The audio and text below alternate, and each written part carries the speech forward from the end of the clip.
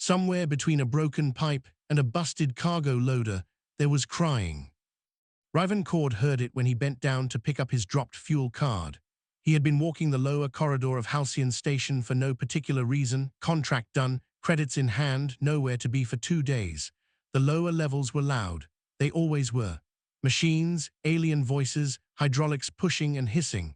But underneath all of it, thin and quiet and easy to miss, there was a sound that made him stop. He stood still for a moment. Around him, a pair of Oloon dock workers walked past. A tall Grath trader moved quickly without looking sideways. A station cleaner pushed a cart over the grated floor. None of them paused. Riven followed the sound. It came from behind a row of sealed cargo crates stacked against the far wall of Bay 14.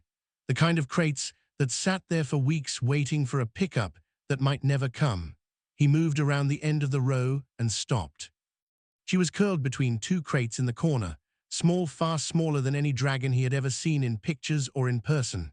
Her scales were gold and pale ivory, layered like old coins catching light. Her wings were folded tight against her body, the left one held at a strange angle, and she was crying, a soft, broken sound, like something worn through from too much use. When she heard him, she pressed herself further into the corner. Her eyes opened. They were pale violet, wide and wet, and she was clearly looking at him, clearly aware of him, clearly afraid. Riven did not reach out. He did not speak. He lowered himself to the floor and sat down with his back against the opposite crate, close enough that she could see him, far enough that she had room. He sat there. 3 minutes passed, 5. A dock worker walked past the end of the row and glanced in, then kept moving. Riven heard a station guard further down the bay talking into a comm unit. The words drifted over, logged the creature, Category 7 fauna, pickup request filed. He looked at the dragon. She was watching him without moving. The crying had stopped. He reached slowly into his jacket and pulled out the wrapped protein block he had bought an hour ago. He set it on the floor between them and pushed it toward her with one finger, then put his hand back in his lap. She stared at it, then at him, then at it again. It took another 4 minutes before she moved. She stretched her neck forward, very slowly, and sniffed the protein block. Then she pulled it toward her with one claw and ate it in small, careful bites. Riven did not move. When she finished, she looked at him again. He looked back. There was something in those eyes that was not the look of an animal. It was the look of someone who had been waiting to see what he would do next. He pulled out his comm unit and ran a search on Halcyon Station intake records. It took a few minutes to find it. A Veil transport had docked 3 days ago. 1 passenger logged. 1 passenger not present at departure. The departure record listed the reason as cargo left at dock non-essential. Below that, a station administrator's note from this morning, unclaimed non-sapient fauna in Bay 14, transfer to research processing in 46 hours. Riven read the words non-sapient and looked up. The dragon was watching him with the patient, careful attention of someone who understood that a decision was being made about them. He closed the record. He sat for another moment. Then he stood up, walked to the nearest station terminal, and pulled up the civilian temporary custody form, the only legal way to stop a transfer without going through a court that would take longer than 46 hours to respond. He filled it out. He pressed his ID against the screen. He walked back to the bay and sat down again. She had not moved. She looked at him when he returned, and something in her posture shifted just slightly, less tight, less pressed into the corner. He stayed until Breck found him an hour later. His old friend came around the end of the crate row, all 4 arms loaded with parts, and stopped dead when he saw what was sitting 2 feet from Riven's leg. The dragon, who had inched close enough that her wing was almost touching him. Breck stared. His mandibles moved without producing words. Riven said, "Don't." Breck stared for another second. "Don't what? I haven't said anything." "Whatever you were about to say, don't." Breck looked at the dragon. He looked at Riven. He set his parts down very carefully and sat against the opposite wall. "Is it hurt?" "Left wing, yes." "What are you going to do?" Riven looked at the dragon. She was looking back at him, calm now, tired, still a little afraid, but less than before. He thought about the word the record had used. He thought about 46 hours. "Figure it out," he said. Breck was quiet for a moment. Then, "That's not a plan. It's a start." The dragon tucked her injured wing closer to her body and lowered her head onto her forelegs. She did not close her eyes. She kept watching Riven, like she was waiting to see if he would still be there when she woke up. He did not leave. The medic's name was Donal, and he had worked on Halcyon Station long enough to have seen most things. He had not seen this. He stood in the doorway of his small clinic with a handheld scanner in one hand and his mouth slightly open, looking at the gold and ivory dragon sitting on his examination table. She sat very still, which he had not expected. She watched him with pale violet eyes, which unsettled him more than he wanted to admit. "Riven," Donal said carefully, "where did you get a dragon?" "Bay 14.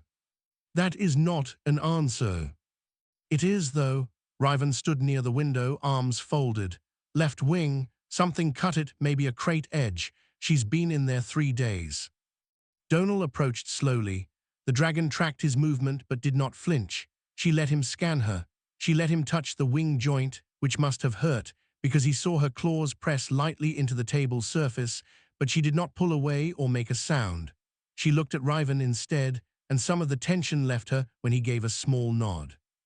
"Soft tissue damage," Donal said. "Treatable. She'll need to keep it folded for a week." He paused. "She understands everything being said in here, you know that." "Yeah." "Most of the station thinks she's an animal." "Most of the station walked past her crying for 3 days." Donal had nothing to say to that. He treated the wing, she let him. Afterward, back in Riven's quarters, she explored everything. Slowly, carefully, nose touching the edge of his bunk, his boots, his kit bag.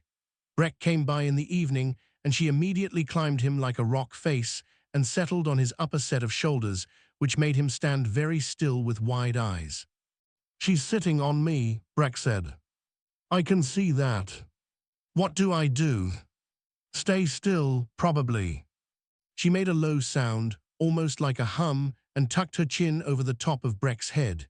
Breck slowly reached one hand up and hovered it near her side. She pressed into it. He exhaled. "All right," he said softly. "All right then." She began to understand the spoken language within days. Not fully, but enough. Riven could see it in how she reacted before he finished sentences, in how she looked toward the door seconds before someone knocked. She caught patterns faster than anyone noticed, because everyone on the station who noticed her at all was still deciding whether she was sapient. Riven had stopped wondering. On the 4th day, she touched his hand and he felt something. Not pain, not a sound. A flash of image and feeling all at once, fire, larger shapes moving, an Elder Vale's voice raised in anger, a dark space, the sound of a crate ceiling. It lasted about 2 seconds. He sat with it afterward and thought about what the shapes meant. He thought he understood enough. He did not push her on it. On the 6th day, a long-range communication came through to the station's diplomatic channel, forwarded to Riven because his custody filing was on record. The caller identified herself as Counselor Yvain, a Vale elder. She was old, even for her kind, and spoke slowly and with care. She explained what Soli was. The Vale, she said, had once been many, now they were few. In response, their culture had become focused on strength, on producing guardians, warriors, protectors. Hatchlings were assessed early, and those who did not meet certain measures were considered a burden the species could not carry. Soli had been too small, too empathic, too gentle, not a warrior's shape. The elder who had brought her on the transport had been following orders. Yvain had argued against it. She had lost. Riven listened to all of it without speaking. When Yvain finished, he asked one question. "Is she in danger staying with me?" Yvain paused. "Not from the Vale. You have custody documentation." "We will not contest it." Another pause. "But word has spread that a Vale hatchling was left unclaimed at Halcyon Station. There are those who see that as an opportunity." "What kind of opportunity?" "She is rare," Yvain said simply. "Even among Vale, What she can do is rare. A young dragon with no family and no protection is valuable to people who treat rare things as property. After the call ended, Riven sat in silence for a while. Soli was curled on the bunk. She had been listening. He could tell by how still she had gone. He said, "You heard that?" She lifted her head and looked at him. "Doesn't change anything," he said. She held his gaze for a long moment. Then she made a sound he had not heard from her before, not crying, not the hum she used with Breck, something quieter, shorter, like an exhale that had a note in it. He didn't have a word for it. 2 hours later, 2 men in Grath Alliance contractor insignia found him at the docking level and offered him a number with a lot of digits in it, in exchange for the dragon. He told them no. The taller one said the offer would not stay open. Riven said, "Good." He walked back to his quarters. Soli was waiting at the door. She had heard him coming from further away than she should have been able to, and she looked at his face when he came in the way someone looks when they already know the answer but needed to see it confirmed. He sat down on the floor. She climbed into his lap. It was the first time she had done that. He looked at the ceiling for a long time, thinking about what Yvain had said, about rare things, about what people do with them. He put one hand on her side, very carefully, and she settled. The Grath patrol vessel docked at Halcyon Station on a Tuesday, which was not a good day for it, because Riven was already in a bad mood from a cancelled contract and a broken coffee dispenser in the lower corridor. He heard about the docking from Breck, who heard it from a dock supervisor who had turned the color of something recently frightened. Grath Alliance warships didn't visit transit stations to buy supplies. They visited when they wanted something and expected to get it. The station administrator found Riven within the hour. She was a small Farathi woman named Ossel who ran Halcyon Station with quiet efficiency and genuinely liked most of her tenants. She sat across from him in the corridor outside his quarters and told him, in the careful voice of someone delivering news they wish they did not have to deliver, that a Grath admiral named Dross had presented documentation claiming Soli as recovered Grath research property.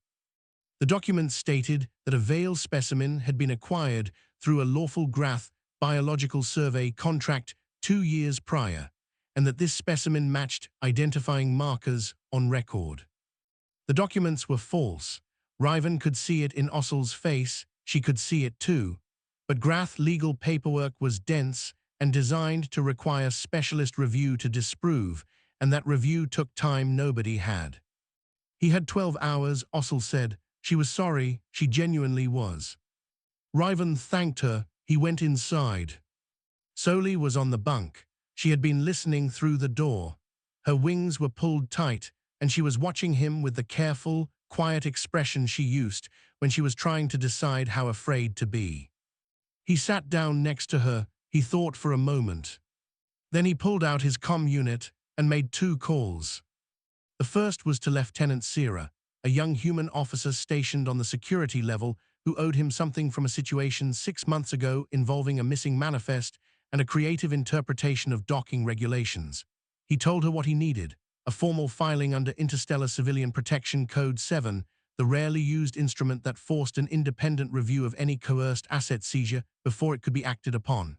It bought time, not much, enough. Sierra said it would take her 2 hours. He said he had 12. She said she would do it in 1. The second call was to Councillor Yvain. He asked her to transmit Soli's full Vale lineage documentation to the station's legal registry, Vale issued, sealed, older than the Grath Alliance by several centuries. It would not solve the problem, but it would give Ossel something to hold against Dross's paperwork while the review ran. He put the comm unit down. He did not tell Soli to hide. She was not the kind of creature you hid. He was starting to understand that. 2 hours later, while he was in the station administrator's office going over the filings with Ossel and a nervous legal clerk, he heard his door alarm go off on his comm unit. He checked the feed. 2 Grath agents were in the corridor outside his quarters. One was reaching for the door panel. He watched the feed. Soli appeared in the door camera's view from inside the room. She must have tripped the open sensor herself. The door slid aside, and she stood in the doorway, small, gold, still, looking up at the two agents with her pale violet eyes. She didn't move, she didn't breathe fire, she didn't make a sound. But both agents dropped to their knees at the same moment, like something heavy had been placed across their shoulders. One gripped the wall, the other pressed both hands to his face. They stayed like that for 6 seconds, maybe 7, and then Soli stepped back and the door slid shut. Both agents stood, looked at each other, and walked away quickly and did not look back. Riven watched the feed for a moment longer.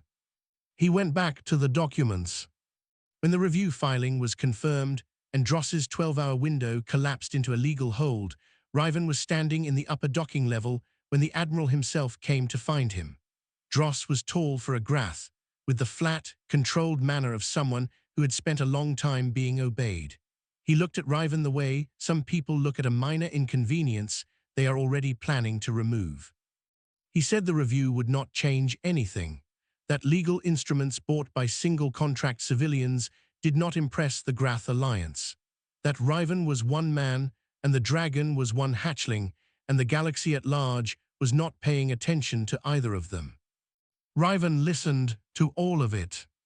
Then he said, "Neither did we, worked out fine." He walked away. Soli was on his shoulder. She had climbed up there when he came back to the quarters, and she had decided to stay. Dross said nothing. Riven did not look back. In the corridor below, Breck was waiting with an expression that suggested he had heard about the two agents in the hallway and had several questions. Riven said nothing. Soli watched Breck with calm eyes. Breck pointed at her. "Did you just?" She blinked slowly. "Right," Breck said. "Okay, where are we going for dinner?" They went to the cheapest noodle counter on level 3 and 8 without talking much. Soli ate half of Breck's meal when he wasn't looking, and he pretended not to notice. Outside, somewhere above them, a Grath patrol vessel was still docked, and an admiral was still furious. Inside, it was warm, and the noodles were decent, and nobody was crying. Freighter was called the Dull Persistence, which Riven had always thought was either the most honest name for a ship or the saddest. Its captain, a heavyset Farathi named Ord, asked no questions about the dragon and charged double for the extra passenger. Riven paid it. They left Halcyon Station on a greylit morning with no ceremony and no one seeing them off except Breck, who was coming with them and had shown up at the dock with 2 bags and a crate of engine parts he claimed were for a project. The Veil reaches were 6 weeks out. 6 weeks on a slow freighter with no contracts, no urgency, and nowhere to be. Riven was not good at having nowhere to be.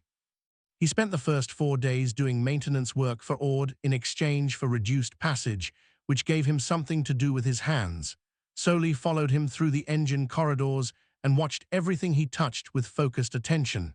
On the 3rd day, she started handing him tools before he reached for them. He noticed. He didn't say anything, he just took them. By the 2nd week, she was speaking. Not full sentences at first, fragments, single words, then pairs. Her voice was low for her size, and she chose her words with a carefulness that suggested she was thinking several steps ahead of whatever she said aloud. She asked him what a wrench was called. She asked why the engine made that particular sound. She asked what the yellow star to the port side was named. He answered all of it, and she stored every answer somewhere and didn't ask the same thing twice. One evening, while Breck was asleep and the corridor was quiet, she asked him, "Why you stop in the bay?" Riven was looking at the star map on the wall panel. He thought about it for a moment. "Didn't feel right to leave," he said. She was quiet. "Others passed," she said. "Yeah. Why not you?" He thought about it more carefully this time. "I heard you, and then I couldn't not hear you anymore. Once you hear something like that, you can't walk away from it. Doesn't feel like walking away, feels like something else." She considered this for a long time. Then, something else, like what? "Like becoming the kind of person who didn't stop," he said, "and I didn't want to be that." She looked at him, then she looked at the star map, then she tucked her chin on his knee and closed her eyes, and he let her.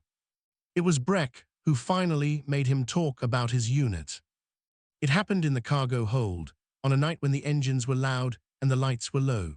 Breck had 4 arms and the useful ability to be doing something with all of them while also paying close attention to a conversation, which meant he could pretend the conversation wasn't happening while still being completely present for it. He started by asking how long Riven had been doing freelance security. Riven said 4 years. Breck said that was about when his old unit got pulled from active records. Riven said yes. Breck said he didn't have to talk about it. Riven talked about it. Not all of it, enough, a bad mission.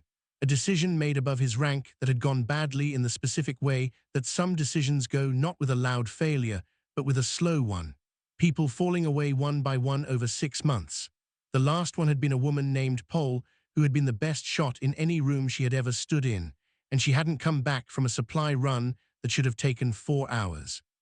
He had kept moving after that, because it was the only thing he knew to do with his hands when they had nothing to hold. I kept moving, he said. That's all I know how to do.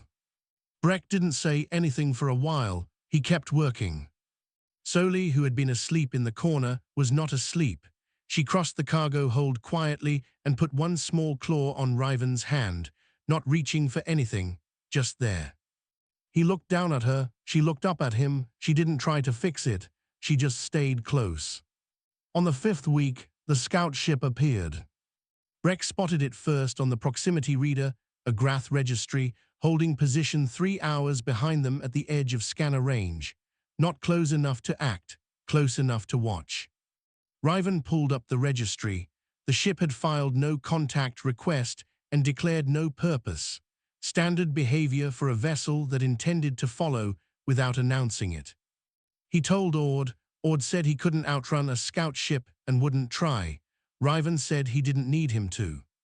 He filed a course trace report with the nearest neutral arbitration relay, standard procedure that put the scout ship's position on public record and forced it to either act or withdraw. It did neither. It simply held. Riven looked at the blip on the reader for a long time. Then he went back to what he had been doing. On the last day before the veil reaches, Soli came to find him at the forward observation window. The moons were visible now, a ring of amber and gold around a star that had grown old and dimmed and soft. They glowed like something cooling. She pressed her nose against the glass and went very still. He watched her. He recognized the look. He had seen it once in a mirror years ago when he had come back to a place from his childhood and found it still there, somehow still standing, when he had half expected it to be gone. The look of someone who was told they didn't belong somewhere, seeing it for the first time. He said nothing. He just let her look for as long as she wanted. Behind them, the Grath scout ship held its position at the border and waited. The sanctuary spire had been built for creatures 3 times Riven's height, and walking its main corridor felt like moving through a space designed to remind you of your size. The stone was old, older than most station architecture he had seen, and carved with patterns that were not decorative. They were records. He could feel the difference without being able to read them. Counselor Yvain was waiting at the inner gate. She was enormous, in the way that Elder Vale were enormous, not threatening, but simply large in the way that old trees are large. Her scales were the color of deep water, layered and worn smooth with age. She looked at Soli the way you look at something you thought you had lost. Soli made a sound Riven had not heard from her before, short and sharp, high and wavering, and crossed the distance between them at a run. Yvain lowered her head and pressed it gently to the top of Soli's. Neither of them spoke. They stayed that way for a moment. Then Yvain raised her eyes to Riven and held his gaze for a long time. "Human," she said. Her voice was like something coming up from underground. "We have much to discuss." The Elder Council met in a chamber that opened to the sky, or what passed for sky on this moon, amber-clouded and slow-moving. There were 7 of them. They ranged from large to enormous. Several looked at Riven the way people look at something that has walked into the wrong room and hasn't figured it out yet. Yvain presented the case plainly. The human had found the hatchling, had stayed, had filed documentation and turned down money and refused a Grath admiral without raising his voice. The council listened. Two of them said nothing. Two asked questions about human military classification, which suggested they were trying to understand what kind of threat he was. One said, in a language Riven did not understand but solely later translated, that a human's word meant nothing in Vale tradition. Then an elder named Drev, the largest in the room, with scales the color of old iron, said that before the council decided anything, they would apply the truth reading. Riven looked at Yvain. It is an empathic review of intent, she said carefully. Invasive, uncomfortable, you can decline. What happens if I decline? The council declines your guardianship claim. He thought about the Grath scout ship at the border. He thought about what declining the guardianship meant for Soli without it. Do it, he said. Drev crossed the chamber and placed one enormous claw on Riven's shoulder. The council fell silent. It was not like being questioned. It was like being read every page at once. His childhood, the years of service, his unit, the mission that ended it, Pol's empty bunk, 4 years of contract work in stations that all smelled similar, and the specific way he had learned to sleep without dreaming by being too tired to do anything else. The moment in Bay 14 when he heard a sound and stopped walking. The moment he sat down on the floor and waited. The 12-hour hold. The scout ship. 6 weeks on a slow freighter, with a dragon handing him tools. None of it was comfortable to have looked at directly. He did not flinch. Drev lifted his claw. He said nothing. He returned to his place. The council exchanged looks. Two of them had clearly not expected what they had just seen. One was unreadable. The one who had said a human's word meant nothing was looking at the floor. Then Soli walked to the center of the chamber. She was small in that room, very small. She stood in the middle of 7 elder Vale and 1 silent human, and she held her head up, and she used the thing she had always been told was her weakness. She projected. Not images this time, not what she had shown Riven in flashes. She showed them the feeling of being in Bay 14, 3 days in the dark, the sound of beings walking past, the cold, the hunger, the specific weight of being looked at and decided against over and over until she had stopped expecting anything different, and then one human sitting down on the floor, staying, not fixing anything, not announcing anything, just not leaving. She held it for 10 seconds, then she released it. The chamber was quiet for a long time. Elder Drev spoke first. His voice when it came was different than before, slower. The hatchling's ability has matured beyond what we recorded at assessment, he said. What we dismissed as excess sentiment is something older. He looked at Riven. You have been measured. The measurement does not concern us. The guardianship is granted. Yvain quietly added, in Vale tradition, this means she is not your ward. She is your kin. The bond runs both directions. Riven absorbed that. Soli came to stand beside him and pressed her side to his leg. He put his hand on her back without thinking about it. Then the Grath signal came through. Dross had broadcast system-wide. His voice was flat and precise, and he declared Riven Cord a civilian criminal, the dragon's stolen property, and warned that any Vale cooperation in harboring them would be interpreted as an act of hostility against the Grath alliance. He could not enter Vale territory. He could wait at the border. He stated clearly that he was prepared to wait as long as required. Riven stood at the open side of the chamber and looked out at the border, where the Grath flagship held position beyond the boundary line. Soli stood beside him. She was small. She had been told her whole life that small meant nothing. She held her wings slightly open, not wide, not threatening, just open, the posture of something that had made a decision. She asked, what do we do? Riven looked at the flagship. He thought about Sira and her filings. He thought about 6 weeks of documentation. He thought about what you do when someone with more ships than you tries to wait you out. We make them regret asking, he said. Soli looked up at him. For the first time since Bay 14, she did not look afraid at all. Riven did not sleep that night. He sat at a small desk in the quarters Yvain had arranged for him and wrote, not a letter, a timeline, every event with a date, a location, a name, a file number attached, the forged Grath ownership documents and their inconsistencies, the custody filing on Halcyon, the 12-hour coercion window, the 2 agents outside his door, the scout ship that had followed them for 2 weeks without filing a purpose. The system-wide broadcast Dross had sent from a position outside legal Veil jurisdiction. Sierra had spent 6 weeks on her end building the military record, and she transmitted the final package to him at 2 in the morning, compact and complete and devastating in the way that plain facts can be devastating when placed in the right order. He looked it over twice. He found no holes. He went to find Breck.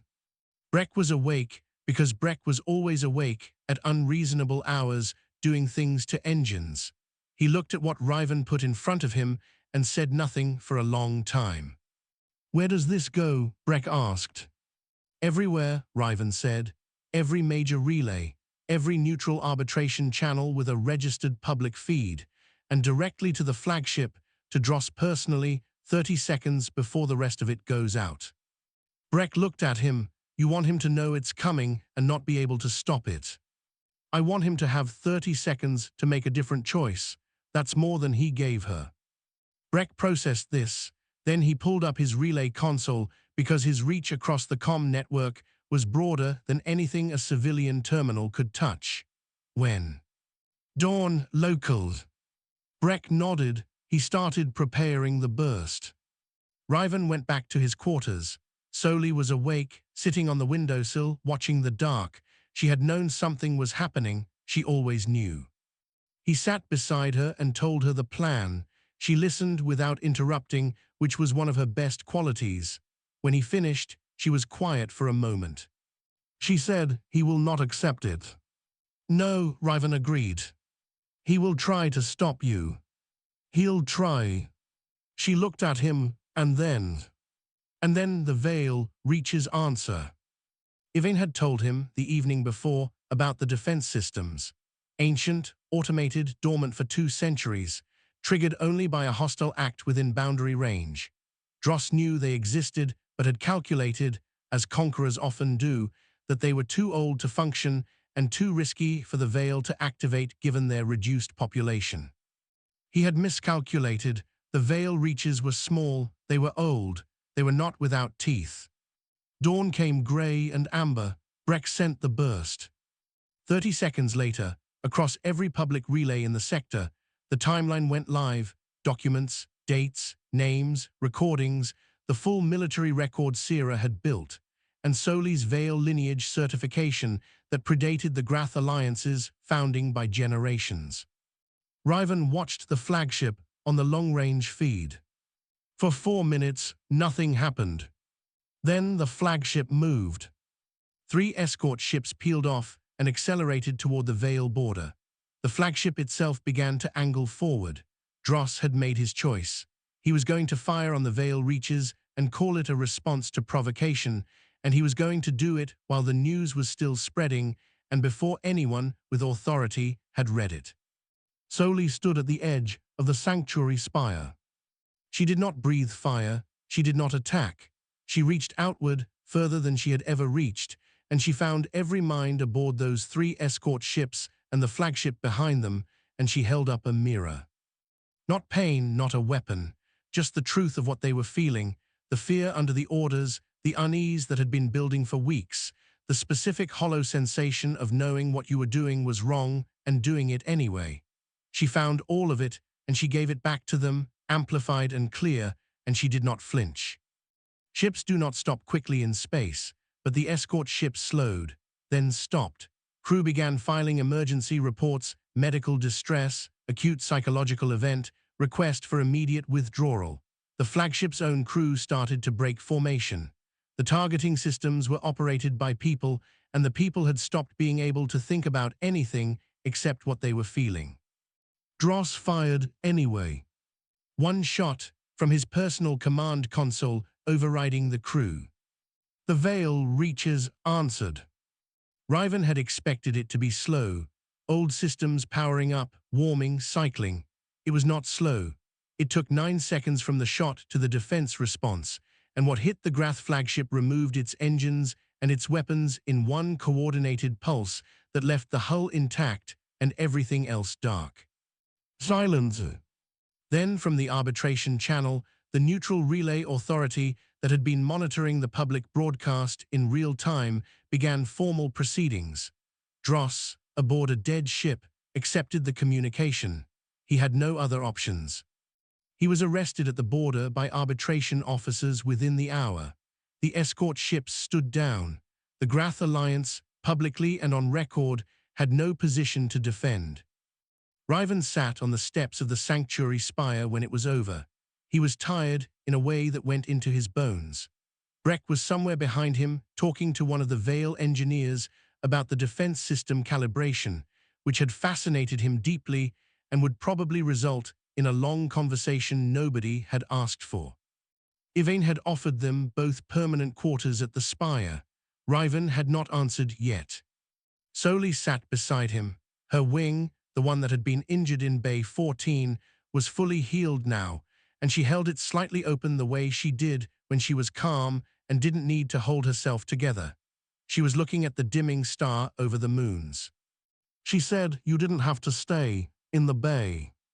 He said, "Yeah, I know." She said, "Why did you?" He thought about all the things he could say, about training and instinct and the kind of person he didn't want to become. He had said most of them before, in pieces, on the freighter, in the dark. He settled on the truth. Because you were crying, and nobody else was going to stop. Soli was quiet. The star glowed old and soft over the amber moons. Somewhere behind them, Breck laughed at something an engineer had said. The air was cold and still. She leaned against him. He put his arm around her, carefully, the way you hold something you didn't know you needed until it was already there.